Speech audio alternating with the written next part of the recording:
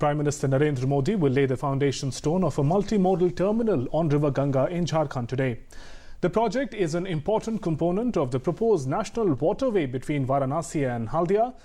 During his Jharkhand visit, the Prime Minister will also inaugurate the Govindpur-Jamtara-Dumka Sahibganj Highway and dedicate to the nation a solar power facility at Sahibganj District Court premises and Sahibganj District Hospital.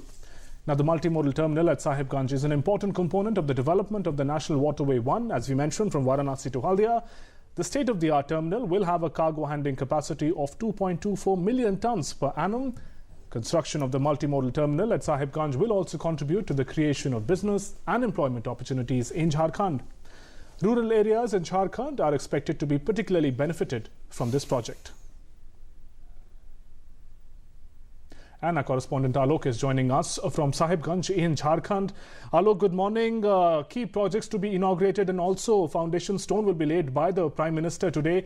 Give us an overview of the highway project, or we talk about the port or the solar project, clean energy. What are the ways in which these projects are going to transform the face of Jharkhand?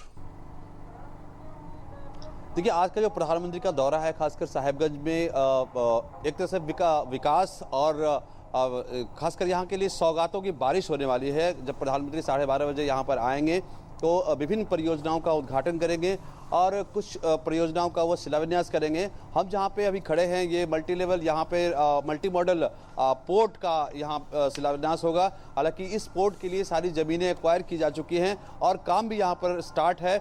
और आप यहाँ देख सकते हैं कि गंगा का यह रूप आप देख सकते हैं कि ऐसा बहुत कम देखने को मिलता है कि हरिद्वार के बाद आप देखेंगे कि उत्तर वाहिनी गंगा जो है यहाँ पर गंगा का जो स्वरूप है वो कम ही देखने को मिलता है। और गंगा के उस पार आप देख रहे हैं मनिहारी है, कटिहार जो बिहार के अंदर वो आता है। तो इस बंदरगाह के बन जाने से आज जो यहाँ से स्टोन चिप्स या और भी माल की ढुलाई होती है वो नाव के जरिए होती है।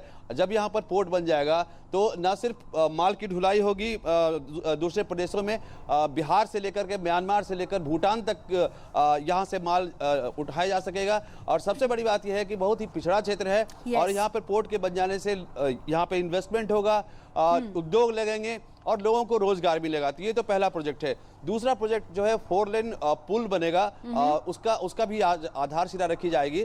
तो हम अगर साहिबगंज से अगर हम बिहार की ओर बढ़ते हैं, उत्तर बिहार की ओर बढ़ते हैं, तो अगर हमको कटिहार जाना है, अगर हमको किशनगंज जाना है तो पूरे 200 किलोमीटर का स्ट्रेच पार करना होता है भागलपुर होते हुए। लेकिन इस पुल के बन जाने से महज 6 किलोमीटर की दूरी वाला ये पुल कटिहार और साहिबगंज की दूरी जो 200 किलोमीटर पार करके वहां जाना पड़ता है, महज 6 किलोमीटर में सिमट जाएगी।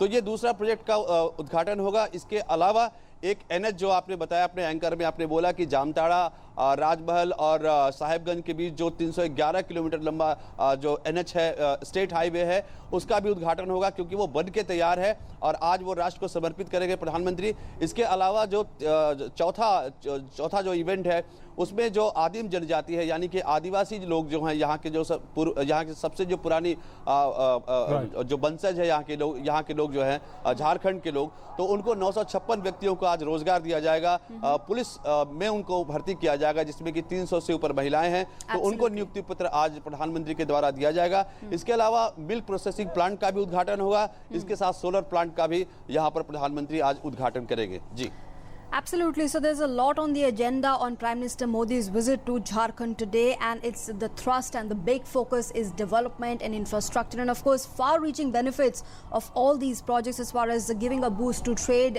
people's movement, making it better, better connection, and also of course job creation are the big focuses and the far-reaching benefits. And of course, Alok, today, of course, the first time the Prime Minister of the country would be visiting Sahibganj, also the third time, so to speak, but the first time in Sahibganj to actually give a boost to developmental projects there in the area.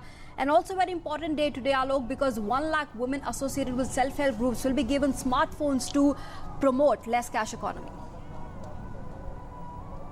देखिए Nancy, अगर हम बात करें जो 4 लेन पुल की बात हो रही है, जो आज शिलान्यास किया जाएगा, प्रधानमंत्री उसको आज आधारशिला रखेंगे उसकी।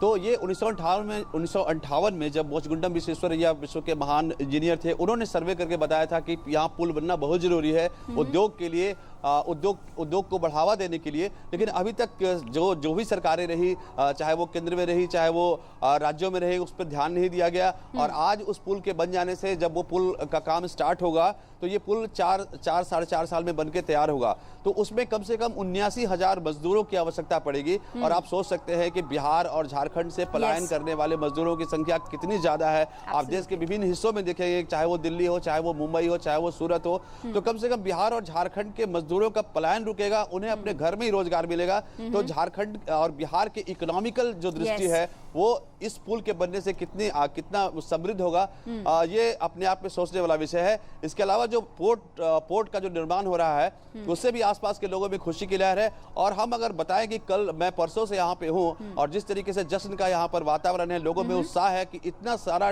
डेवलपमेंटल प्रोजेक्ट एक साथ किसी भी प्रधानमंत्री के द्वारा सौगात के रूप में यहाँ पर दी जा रही है, तो एक जश्न का माहौल है। पूरे रात कहें या दिन कहें, पूरे सड़कों को यहाँ पर सजाया गया है। हर बस्ती में एक कौतूहल का विषय है कि आज प्रधानमंत्री आएंगे और सौगातों की आज बारिश करेंगे। जी Nancy. All right, Kumar Alok, thanks very much for joining us for the moment and putting all those developments and inputs into perspective for us. We'll of course be touching base with you through the day today, and also of course at noon when Prime Minister Modi reaches there at Jharkhand, and the big focus, the thrust there clearly being on developmental and the infrastructure projects, and of course giving a boost to trade and job creation as well in Jharkhand.